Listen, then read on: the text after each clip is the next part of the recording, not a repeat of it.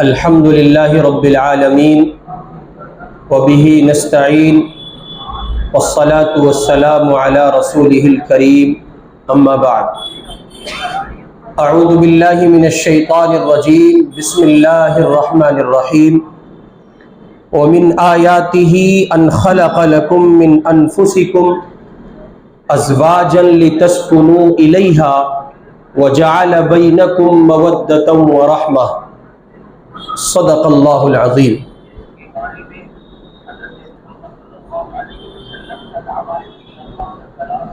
وقال النبی صلی اللہ علیہ وسلم الدنیا کلها متاع وخیر متاع الدنیا المرأة الصالحہ او کما قال صلی اللہ علیہ وسلم۔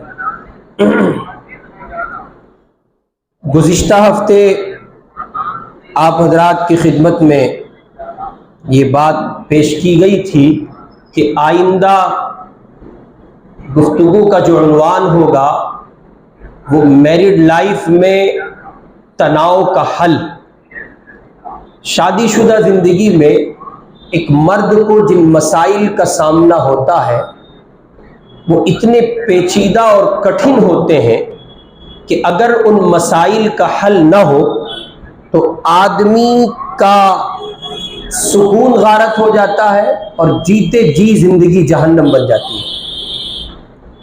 دنیا کا کتنا ہی مضبوط و طاقتور پاورفل انسان کیوں نہ ہو، ساری دنیا سے لڑ سکتا ہے، اپنے گھر سے نہیں لڑ سکتا۔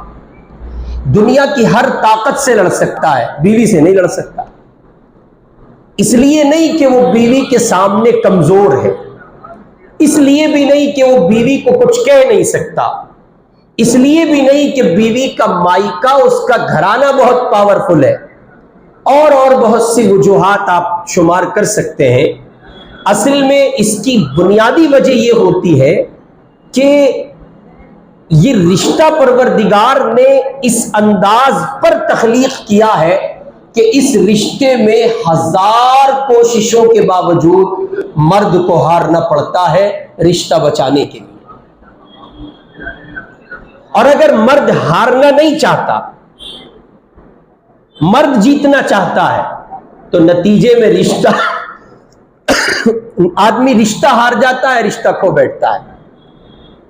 چنانچہ جن گھروں میں مرد جیتنے کی کوشش کرتے ہیں اور وہ اپنے ازدواجی کریئر میں، اپنی ازدواجی زندگی میں وہ اس رشتے کے تئیں بہت زیادہ اسٹرکٹ فیصلے لیتے ہیں، سخت ہو جاتے ہیں، نتیجے میں وہ رشتہ کھو بیٹھتے ہیں اور بہت جلد ان کے درمیان طلاق واقع ہو جاتی ہے۔ اور جن گھرانوں میں اس رشتے سے ہارا جاتا ہے، رشتے کو بنایا جاتا ہے، رشتے کو نبھایا جاتا ہے، ان گھرانوں کی صورتحال بالکل مختلف ہوتی ہے، نوعیت جدا ہوتی ہے، اور آپ دیکھیں گے کہ ایسے گھرانوں میں رشتے بچتے ہیں اور انسان بھلائی سے ہار جاتے ہیں۔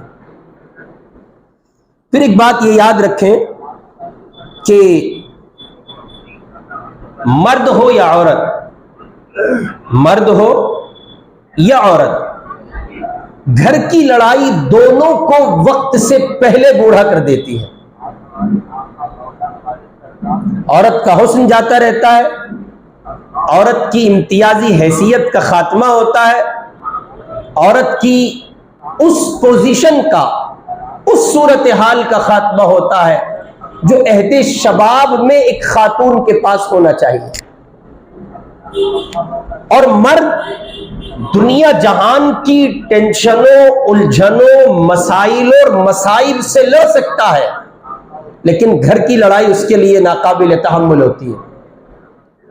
چنانچہ وہ ساری دنیا سے لڑ کر، ساری دنیا کی الجھنیں اور ٹینشنیں ذہن میں پال کر گھر آ کر سکون پا لیتا ہے، لیکن گھر کی کسی ایک ٹینشن کی وجہ سے وہ زمین کے کسی ٹکڑے پر سکون حاصل نہیں کر پاتا۔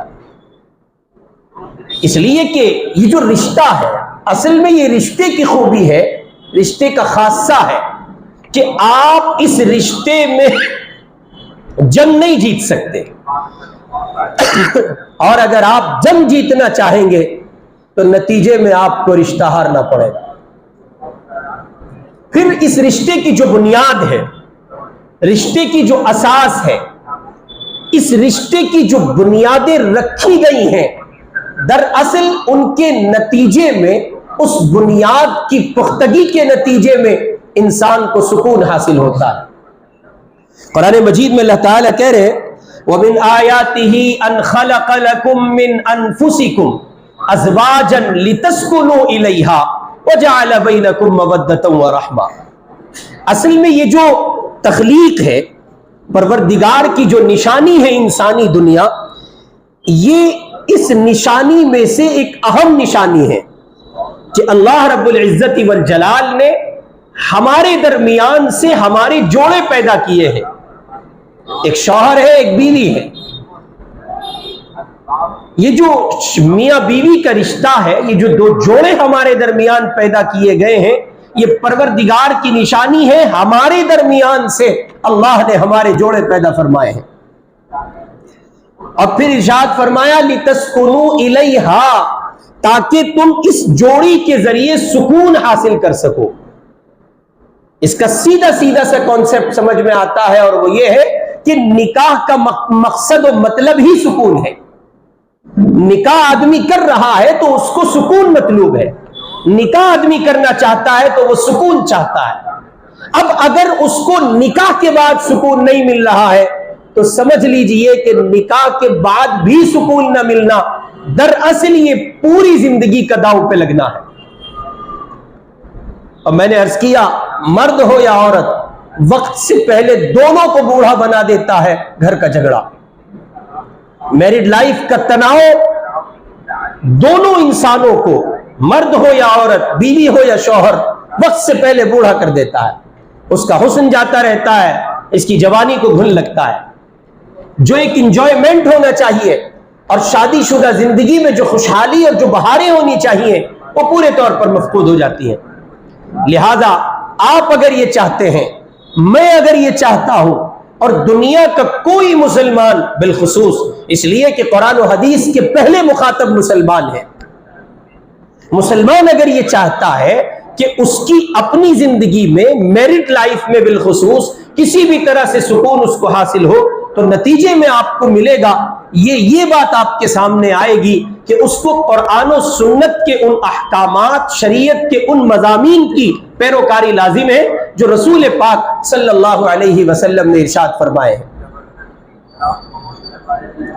चनाचे ये जो ज़ौजैन का रिश्ता है, अगर इस रिश्ते की रियायत न रखी जाए, इस रिश्ते का ख्याल न रखा जाए, तो फिर ये रिश्ता बहुत से मसाइल का मरकज बन जाता है।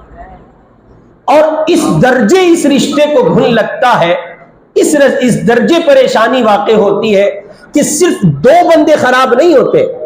बज़ाहिर लगता है मियाँ और बीवी के दरमियान की जंग है, अगर इनके माँ बाप इनसे कनेक्ट हैं तो दो घराने बर्बाद होते हैं। उधर बेटी के माँ बाप का सुकून उजड़ गया, इधर बेटे के माँ बाप का सुकून उजड़ गया। बज़ाहिर लगता है कि दो बंदे परेशान हैं, दो परेशान नहीं है, उन दो की वजह से 100 परेशान है, 50 उधर के 50 इधर के। इसलिए जरूरी है कि हम और आप अपने घर की सुकून, अपने घर में सुकून की फजा को हमवार करें और उसके लिए हर मुमकिन सही करें कि किसी तरह हमारे और आपके घर में किसी मुश्किल का सामना मियाँ बीवी की मैरिड लाइफ में ना हो। उसके लिए बुनियादी तौर पर यह समझना जरूरी है कि इस रिश्ते की हैसियत क्या है। अल्लाह ताला कुरान मजीद में एक दूसरी जगह फरमा रहे हैं, पहले कहा लितस्कुनु इलैहा, ये तुम्हारे लिए बाइसे तस्कीन है, सुकून का जरिया है।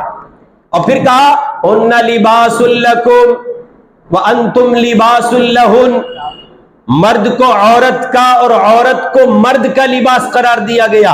दोनों एक दूसरे का लिबास है, दोनों की एक दूसरे के जरिए पर्दा पोशी होती है, दोनों की एक दूसरे के जरिए अयूब की पर्दादारी होती है। और دونوں کے ذریعے اللہ رب العزت والجلال دونوں کو محفوظ رکھتا ہے. اس لیے قرآن مجید میں اللہ کہہ رہے ہیں ہن لباس لکم وانتم لباس لہن، وہ تمہارے لیے لباس کی مانند ہے اور تم ان کے لیے لباس کی مانند ہو. پہلے آپ نے پڑھا کہ قرآن مجید نے آپ سنا قرآن مجید نے کہا لتسکنوا الیہا، تاکہ تم اس جوڑی کے ذریعے سکون حاصل کر سکو. اور پھر اللہ تعالیٰ کہہ رہے وجعل بینکم مودۃ ورحمہ، اور تمہارے درمیان اپنی قدرت سے اللہ نے محبت اور رحمت کا بیج بو دیا. دو لڑکے، ایک لڑکی ایک لڑکا، دو بندے، ایک بندی ایک بندہ، دو انسان، ایک مرد ایک عورت، دو مومن، ایک مومن اور ایک مومنہ. آپ غور کریں، ابھی تک اجنبی ہیں، کوئی شناسائی نہیں، کوئی تعارف نہیں، کوئی انٹروڈکشن نہیں، لیکن ابھی ان کا نکاح ہوا اور نکاح ہونے کے بعد دو اجنبی بندوں کے درمیان جس غایت درجے محبت پیدا ہو جاتی ہے، وہ قرآن یہاں بول کر مجھے اور آپ کو بتا رہا ہے وَجَعَلَ بَيْنَكُمْ مَوَدَّةً وَرَحْمَةً، اللہ نے رحمت کا بیج بویا ہے. گویا یہ دلوں میں جو ایک دوسرے کے لیے بے قراری ہے، بے چینی ہے، الجھن ہے، مصیبت ہے، مشکل ہے اور ایک دوسرے کے لیے پریشانی ہے، یہ اس رحمت اور محبت کا حصہ ہے. چنانچہ آپ دیکھیں، اس کا ایک ایگزامپل میں آپ کو دکھا دیتا ہوں. پریکٹیکل دیکھیے گا، کسی کا نکاح ہو اور اگلے دن جب اس کی گھر والی گھر جا رہی ہو تو چراغ بجھ جاتا ہے. آدمی ایسا ہو جاتا ہے پتہ نہیں کیا لٹ گیا اس کا، کون سی دنیا سے اس بیچارے کو آزاد کرایا جا رہا ہے، کیا کھو رہا ہے یہ. میرے کزنز میں میرا ایک بھائی ہے، اس کا نکاح ہوا اور اگلے دن وہ ہماری بھابھی گھر جانے لگی، تو وہ مجھے تلاش کر کے لایا. میں مل نہیں رہا تھا اس کو، اس کا ہمجولی میں ہی تھا. وہ مجھے تلاش کر کے لایا اور بہت زور سے اس نے مجھے دبایا اور گلے مل کے رویا. میں نے کہا ہوا کیا ہے؟ اچھا ہم اس سے چھوٹے تھے. میں نے کہا ہوا کیا ہے؟ تو بڑے آنسو ٹپکا کے کہہ رہا ہے تیری بھابھی گھر جا رہی ہے، وہ آنے کے لیے جا رہی ہے، وہ جانے کے لیے تھوڑا جا رہی ہے. تو یہ ایک ہی رات میں آخر ہوا کیا ہے؟ ایسا کیا ہے؟ اگر آپ یہ کہیں کہ شہوت کی تکمیل ہوئی ہے تو غلط ہوگا، چونکہ اس کے لیے تو بہت سے راستے نکاح کے سوا پہلے سے موجود تھے. حرام راستوں پر چل کر یہ محبت حاصل نہیں ہوتی ہے. اصل میں اللہ تعالیٰ کہہ رہے ہیں وَجَعَلَ بَيْنَكُمْ مَوَدَّةً وَرَحْمَةً، پروردگار نے تمہارے اندر رحمت کا بیج بویا ہے. یہ جو تم ایک دوسرے کو چاہنے لگے ہو نا، اور ایک دوسرے کا خیال کرنے لگے ہو، ایک دوسرے کے بغیر رہ نہیں پا رہے ہو، اصل میں یہ اللہ کی ڈالی ہوئی اس محبت کا ثمرہ ہے. پھر اللہ تعالیٰ ارشاد فرما رہے ہن لباس لکم وانتم لباس لہن، وہ تمہارے لیے لباس کی مانند ہے اور تم ان کے لیے لباس کی مانند ہو. چنانچہ اللہ رب العزت نے اس تعلق کو انتہائی بلیغ تشبیہ دے کر بات سمجھائی ہے. انتہائی بلیغ تشبیہ، یعنی صرف ایسا نہیں ہے کہ یہ رسماً ایک لفظ کہہ دیا گیا ہے اور رسماً یہ بات کہہ دی گئی ہے کہ وہ آپ کا لباس ہے اور آپ ان کا لباس ہے. ہرگز نہیں، بلکہ یہاں یہ سمجھانے کی کوشش کی گئی ہے کہ میاں بیوی کا تعلق یہ رسمی نہیں ہے، بلکہ لباس سے تشبیہ دے کر یہ سمجھایا گیا کہ لباس انسانی بدن کے لیے کئی اعتبار سے اہم ہے. مثلا ستر، آپ اپنا پرائیویٹ پارٹ چھپاتے ہیں لباس کے ذریعے. عزت، تحفظ، زینت، صحت، تہذیب وغیرہ وغیرہ، ان ساری چیزوں سے اصل میں آپ لباس کے ذریعے ستر ہی نہیں چھپاتے ہیں، بلکہ یہ ساری چیزیں آپ کو مقصود ہوتی ہیں. آپ کپڑے اچھے اس لیے پہنتے ہیں تاکہ سماج میں عزت کی نگاہ سے دیکھے جائے. آپ کپڑے اچھے اس لیے پہنتے ہیں تاکہ آپ کے اپنے وجود پر ایک نوع کی زینت واقع ہو جائے، اچھے لگے آپ. اور آپ لباس کو اس لیے اختیار کرتے ہیں، اچھے لباس کو، تاکہ آپ کا تحفظ رہے جسمانی لحاظ سے. اور آپ زینت اختیار کرتے ہیں لباس کے ذریعے. سیم کنڈیشن ہے. اگر آپ میاں بیوی کے رشتے کو اس طور پر رکھ کر دیکھیں تو واضح ہوگا کہ بیوی کو لباس شوہر کے لیے اور شوہر کو لباس بیوی کے لیے اس لیے قرار دیا گیا کہ شوہر بیوی کی عزت کرتا ہے اور وہ اس کی عزت کی حفاظت کرتی ہے. اور اسی کے ساتھ ساتھ یہ کہ مرد کو عورت کو مرد کے ذریعے تحفظ فراہم ہوتا ہے. مرد کو عورت کے ذریعے گونا عزت ملتی ہے اور عورت شوہر کے لیے زینت اختیار کرتی ہے. اور یہ دونوں ایک دوسرے کے لیے لباس اسی لیے قرار دیے گئے ہیں کہ اصل میں یہ دونوں ایک دوسرے کی منفعت ہے اور ایک دوسرے کی ضرورت ہے. اس واسطے دنیا کے ہر شوہر کو چاہیے کہ وہ اپنی بیوی کے ساتھ عزت کا، احترام کا، اکرام کا معاملہ اس طور پر کرے کہ اس رشتے کی جتنی خوبصورت اس رشتے کے پہلو ہو سکتے ہیں وہ تمام کے تمام خوبصورت پہلو ایک شوہر کو میسر آ سکے اور زندگی باغ و بہار ہو، سکون کا مرکز ہو. اور اگر اس رشتے سے کسی بھی طرح صرف نظر کیا جاتا ہے یا شوہر کرتا ہے اور بیوی کو وہ حیثیت نہیں دیتا جس حیثیت کی وہ مالک ہے، تو آپ یقین جانیں ہزار سکون کے باوجود آپ کی زندگی سکون کا مرکز نہیں بن سکتی. چنانچہ ایسے کتنے لوگ ہیں، ایسے کتنے اللہ کے بندے ہیں جن کے پاس پیسہ ہے، دولت ہے، بھرمار ہے دولت کی. ایک عزیز ہے، ایک دوست ہے ہمارے، ان سے ملاقات ہوئی. ان کی اور ان کی بیوی کے درمیانی تعلقات کی نوعیت اچھی نہیں ہے. آپ حیرت کریں گے سالہ سال گزر جاتا ہے، گھر کی روٹی نصیب نہیں ہوتی. آخر کیوں؟ ان حالات کی وجہ کیا ہے؟ ان حالات کی وجہ پیسے کی قلت نہیں ہے، ان حالات کی وجہ کوئی اور بات بھی نہیں ہو سکتی ہے. اصل میں میاں بیوی ایک دوسرے کو اس طور پر نہیں سمجھتے جس طور پر ان کو سمجھنا چاہیے. جہاں تک تعلق ہے مرد کا، مرد کی ذمہ داری دوہری ہو جاتی ہے. اس کو اللہ تعالیٰ نے عورت پر نگران بنایا ہے، افضل بنایا ہے. مرد کو قوام کی حیثیت دی گئی ہے. الرجال قوامون علی النساء. اللہ تعالیٰ نے عورت پر مرد کو بڑا بنایا ہے. اب ظاہر ہے کہ جو بڑا ہے اس کی ذمہ داری بھی بڑی ہے، جو بڑا ہے اس کی ذمہ داری بھی بڑی ہے. آپ دنیا کا کوئی شوہر اپنی غلطی کو محض اس بنیاد پر اٹھا کر الگ نہیں رکھ سکتا اور دائرے سے نہیں نکل سکتا کہ حضرت میری بیوی بولتی بہت ہے یا میری بیوی میں لاؤبالی پن بہت ہے، اس میں کچا پن بہت ہے، وہ نادان بہت ہے. ارے بھائی وہ نادان ہے، اپنی جگہ ہے، وہ لاؤبالی پن کا شکار ہے، اپنی جگہ ہے، لیکن آپ تو ذمہ دار ہیں، آپ تو مرد ہیں، آپ کو تو اللہ تعالیٰ نے اس پر بڑا بنایا ہے، حاکم اور نگراں بنایا ہے. سو آپ کی زندگی میں جو امتیازی پہلو ہونے چاہیے وہ کیوں کر دکھائی نہیں دیتے ہیں؟ پھر قرآن مجید میں اللہ تعالیٰ ایک جگہ فرما رہے وَعَاشِرُوهُنَّ بِالْمَعْرُوفِ. اللہ تعالیٰ فرما رہے عورتوں کے ساتھ نرم رہو، اچھا سلوک کرو، نبھا کر چلو، محبت کے ساتھ ڈیل کرو. سارے ترجمے ہو سکتے ہیں. اور وجہ آگے ارشاد فرما رہے اس کھٹکے کو صاف کر رہے ہیں اللہ، جو کھٹکا میرے آپ کے ذہن میں ہے. ہم کہتے ہیں نا میں حضرت آپ کو نہیں پتا، میں جھیل رہا ہوں، میرے نکاح میں میں ہی جانتا ہوں کیسی ہے.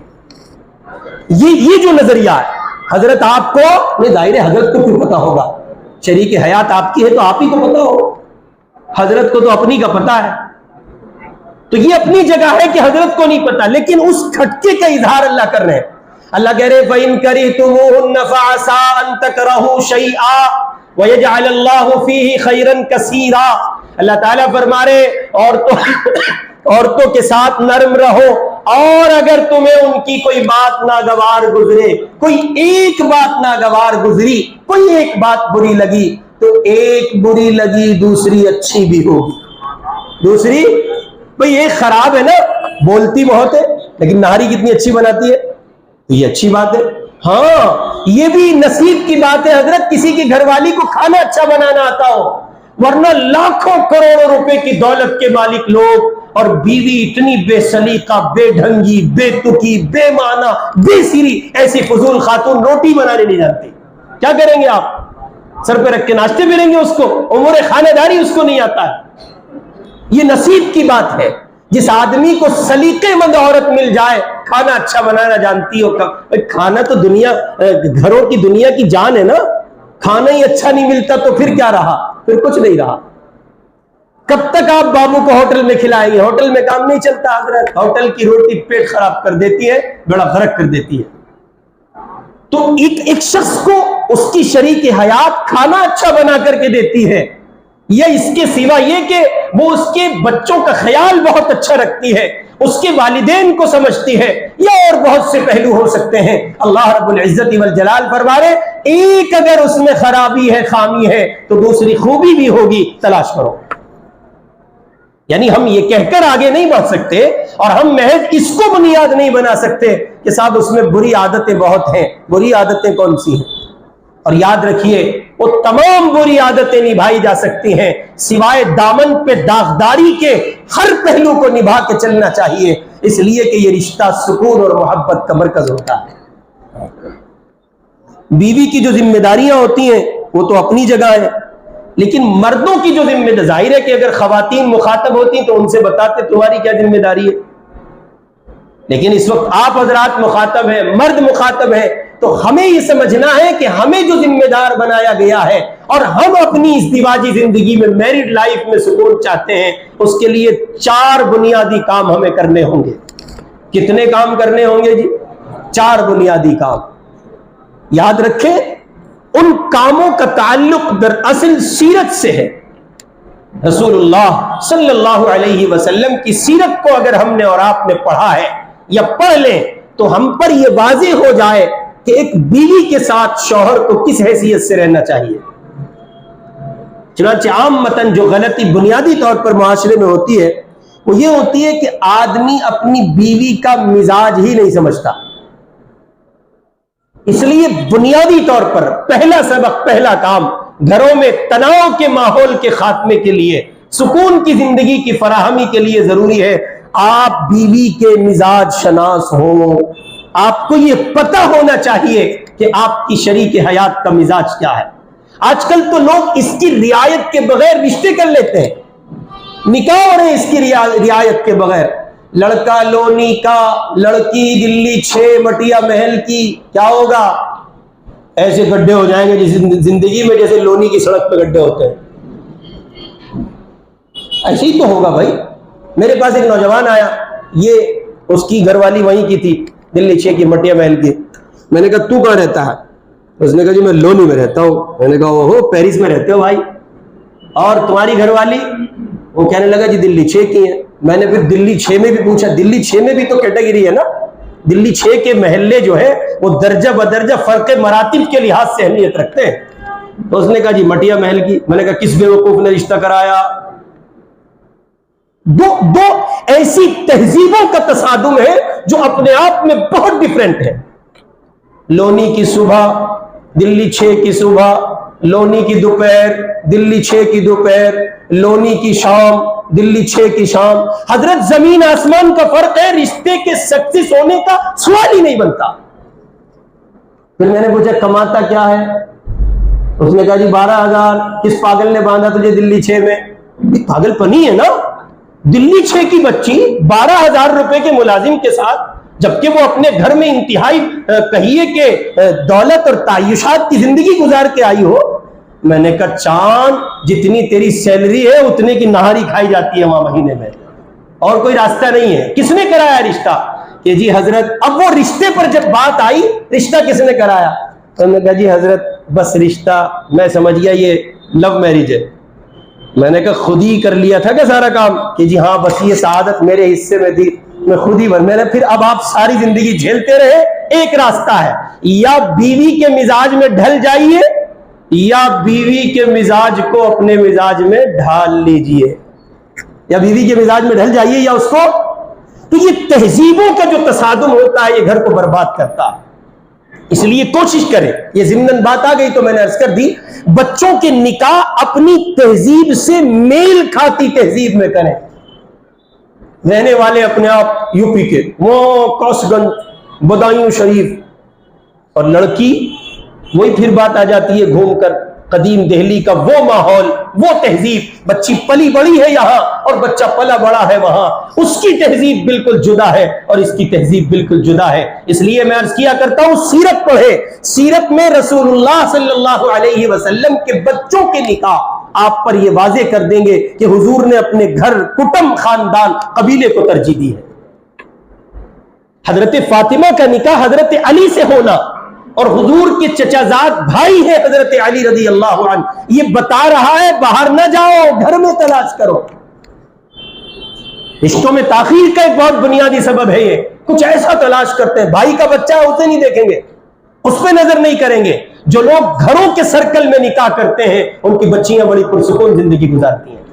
آپ تو برادری کی بات کر رہے ہیں، میں برادری سے سمٹ کر گھر کی بات کر رہا ہوں، خاندان کے بچوں کو ترجیح دیجیے۔ ارے لاکھوں کروڑوں روپے کا جہیز دو گے، کسی غیر کو دو گے، اپنے بھائی کو سپورٹ کر دو تاکہ تمہارا بھائی تمہارے برابر کھڑا ہو جائے۔ یہ مستقل ایک عنوان ہے، اس پر پھر کسی موقع سے بات انشاءاللہ۔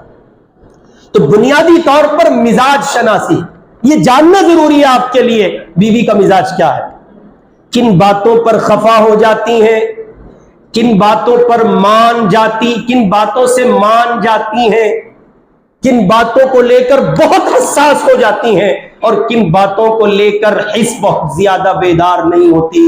یہ مزاج شناسی جب تک میاں بیوی کے درمیان نہیں ہوگی، یہی حکم عورت کے لیے ہے۔ عورت اپنے شوہر کا مزاج اگر نہیں پہچانتی تو زندگی میں سکون نہیں آ سکتا۔ اس لیے آپ پر لازم ہے کہ آپ اس کا خیال رکھیں کہ مزاج کیا ہے۔ رسول اللہ صلی اللہ علیہ وسلم کی جتنی ازواج ہیں، آپ کی جتنی بیویاں ہیں، آپ اپنی تمام تر شریک حیات کے مزاج سے واقف ہیں، اور مزاج سے واقفیت ہی آپ کو نہیں ہے بلکہ اتنی گہرائی رسول اللہ کے رشتوں میں آپ کو ملے گی آپ سوچ نہیں سکتے۔ آپ نے حضرت عائشہ سے ایک موقع پہ فرمایا، عائشہ میں یہ جان لیتا ہوں جب تم مجھ سے راضی ہوتی ہو، اور یہ بھی مجھے پتہ چل جاتا ہے کہ تم مجھ سے ناراض کب ہوتی ہو۔ رسول اللہ فرما رہے ہیں۔ تو حضرت عائشہ نے کہا، یا رسول اللہ اتنا ڈیپلی، اتنا باریک دیکھتے ہیں آپ اپنی عائشہ کو؟ فرمایا ہاں۔ تو پھر حضرت عائشہ نے کہا وہ کیسے؟ حضور نے فرمایا جب تم مجھ سے راضی رہتی ہو، خفگی نہیں ہوتی، تو تم کہتی ہو محمد کے رب کی قسم، اور جب تم ناراض ہوتی ہو تو کہتی ہو ابراہیم کے رب کی قسم۔ میں تمہاری اس مزاج شناسی سے واقف ہوں۔ اب غور کریں، اگر آپ بیوی کے مزاج سے اس درجے واقف ہیں تو یقینی طور پر جھگڑے میں بہت سی چیزوں کو تو وجود ہی ملنے والا نہیں ہے۔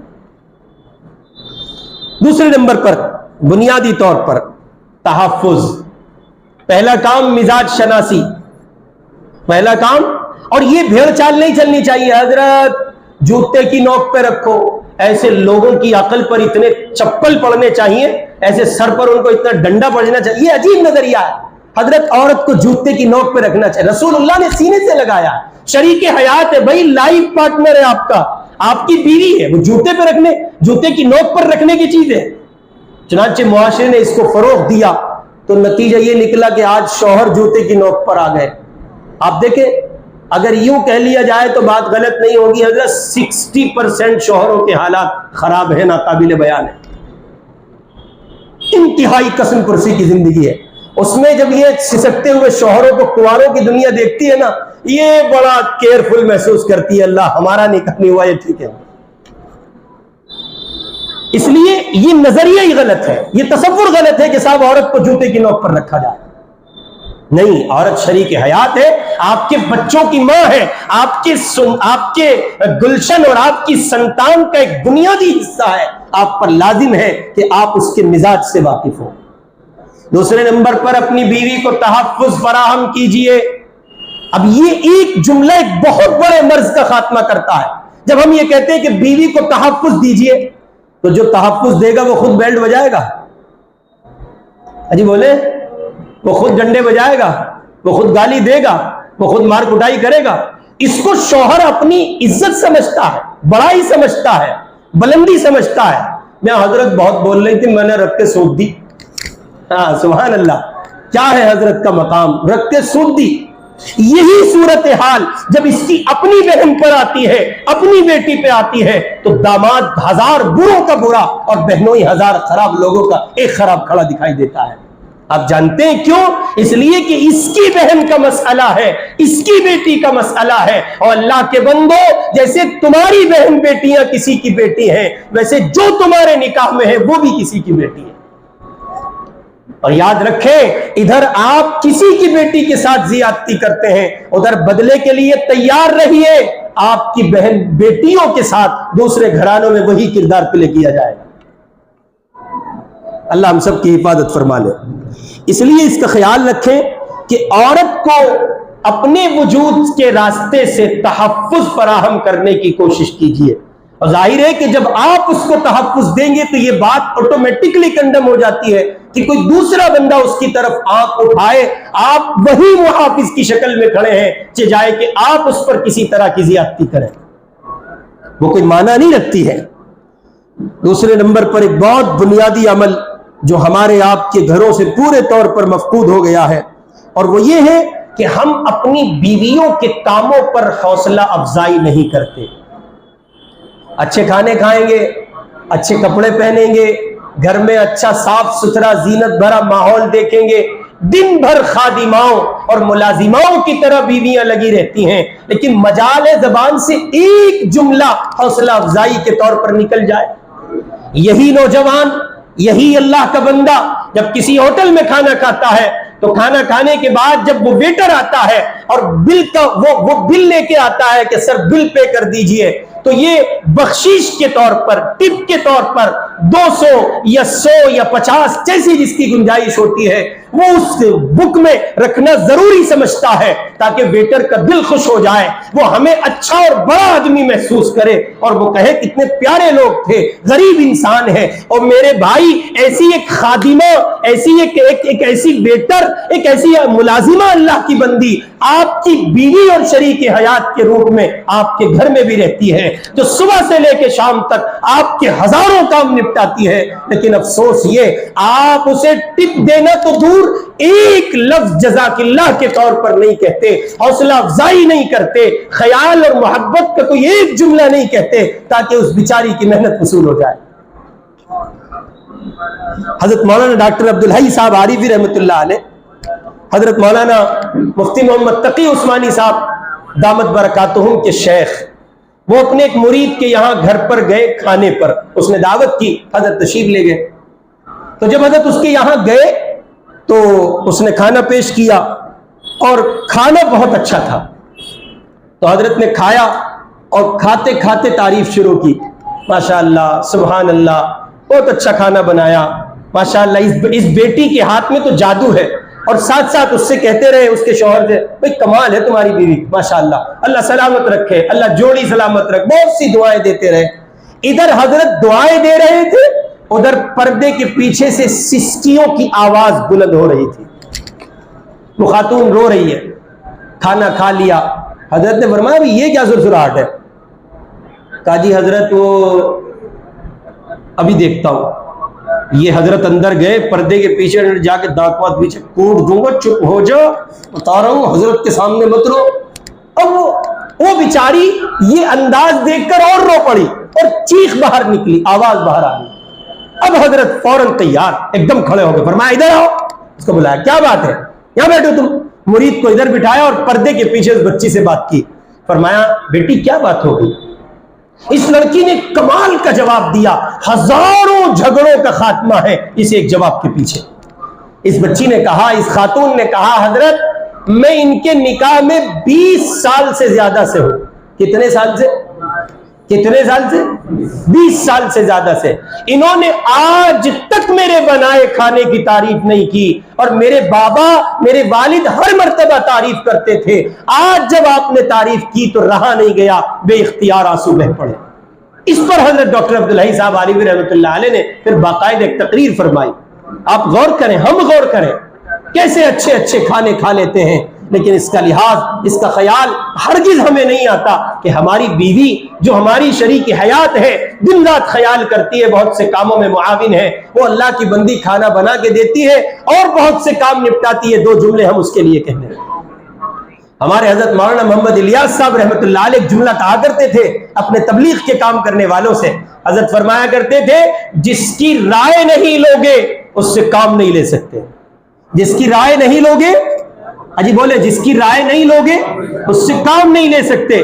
چوتھا بنیادی کام یہ ہے کہ گھر کے جو اہم معاملات ہیں ان میں بیٹھ کے بیوی سے مشورہ کیا کیجئے، اور اپنے بوڑھے باپ کے اس جملے کی پرواہ مت کیجئے، وہ جو ابا جی بڑھاپے میں سٹھیا کر ایک جملہ کہتے، وہیں گھسا رہتا ہے، وہیں بڑا رہتا ہے، گھر والی سے پوچھتا ہے سارے کام۔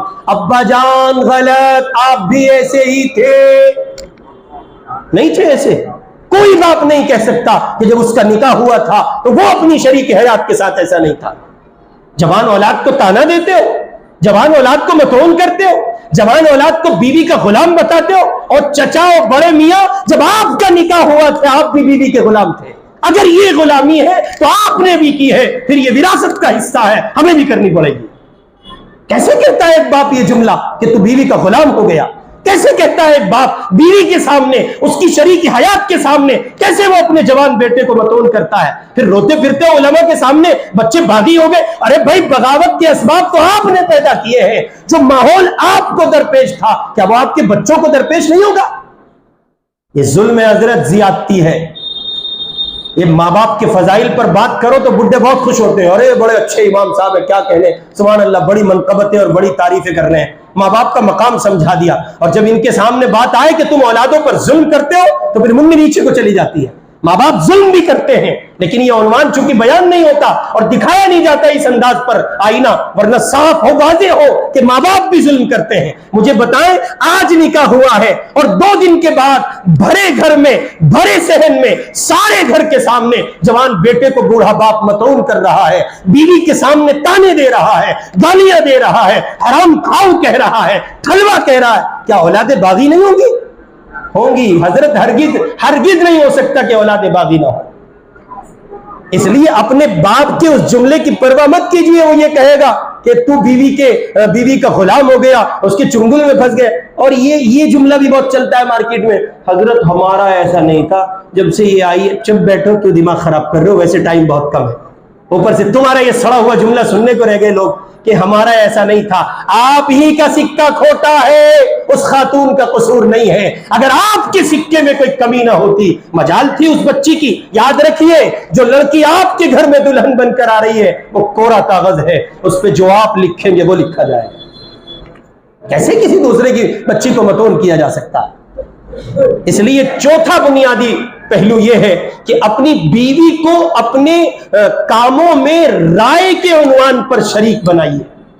کوئی بڑا معاملہ آپ سر کرنا چاہتے ہیں، کوئی کام آپ انجام دینا چاہتے ہیں، ان معاملات میں بیوی سے مشورہ کیجئے، اس لیے کہ اگر آپ اس کو رائے میں شریک نہیں کریں گے، مشورے میں شریک نہیں کریں گے تو آپ اس سے کام بھی نہیں لے سکتے۔ یہ شکوہ سب کو ہوتا ہے، حضرت میں اپنی بہنوں کو کچھ دیتا ہوں نا، میری گھر والی کا منہ پھول جاوے، اور بابا اسی سے پوچھ کے دیا کرنا، پھر دیکھیں گے ہم منہ پھولتا ہے کہ نہیں پھولتا، اسی سے کہہ دیا جائے بس تمہارے گھر میں تو بڑا لینا دینا ہوتا ہے ماشاءاللہ، اور تم تو بڑے فیاض خاندان کی ہو، تمہارے ابا تو حاتم تائی کے چھوٹے بھائی معلوم ہوتے ہیں، وہ میری بہن کو کچھ دینا تھا، میں سوچ رہا ہوں تمہارے ہاتھ سے دلا دوں۔ نتیجہ دیکھیں آپ، وہ اپنے آپ کہے گی یہ 2 سوٹ کم ہے جی، 2 اور رکھو، ایک اور رکھو، وہ اپنے آپ کو ایک ماحول تیار کر کے دے گی۔ کیوں؟ اس لیے کہ آپ نے اس کو اپنے معاملات میں مشورے کے طور پر رائے دہی کے لیے شریک کیا ہے۔ 4 پہلو میں نے آپ کی خدمت میں رکھے۔ کتنے بھائی؟ 4 پہلو۔ باقی آپ کا کام ہے، میرڈ لائف میں سکون چاہتے تو 4 کام ضرور کیجئے۔ بیوی کا مزاج سمجھیے، مزاج سمجھے بغیر گاڑی نہیں چل سکتی۔ کرائے کی گاڑی لے لیجئے آپ، یہ کسی ٹریول سے، اور مزاج کے خلاف ڈرائیور مل جائے، حضرت 15-20 کلومیٹر کا سفر تباہ ہو جائے گا، اور کہیے کہ پورا وقت برباد ہو جائے۔ 15-20 کلومیٹر کا سفر، یہ تو آپ کو اتنا لانگ ٹائم چلنا ہے کہ جب تک آپ کی اور اس کی آنکھیں کھلی ہیں تب تک سفر جاری ہے۔ تو اس میں عدم مزاج شناسی چلے گی؟ نہیں چلے گی۔ اس لیے بیوی کا مزاج سمجھیے، اور دوسرے نمبر پر اپنی بیوی کو تحفظ فراہم کیجیے، اسے یہ باور کرائیے کہ آپ کے ہوتے ہوئے دنیا کی کوئی بڑی سے بڑی طاقت اس کا بال بھی بیکا نہیں کر سکتی۔ تیسرے نمبر پر اس کی حوصلہ افزائی کیجیے، اس کے کاموں پر اس کی تعریف کیجیے، بغیر کسی مطلب کے بھی جنت کی حور آئینہ سے تشبیہ دیتے رہیے، ارے بیگم بہت اچھی لگ رہی ہو، کمال لگ رہی ہو، ایسی لگ رہی ہو، ویسی لگ رہی ہو، پتہ نہیں کیسی لگ رہی ہو۔ اور چوتھے نمبر پر جو آخری پہلو میں نے عرض کیا ہے، اپنے مشورے میں اس کو شریک کیجئے، اس سے رائے لیجئے. آپ رائے نہیں لے رہے ہیں، اپنے گھر کی دنیا کو آباد کر رہے ہیں. اللہ رب العزت والجلال ہمیں اور آپ کو ان ہدایات پر عمل کی توفیق نصیب فرمائے. وآخر دعوانا ان الحمد للہ رب العالمین.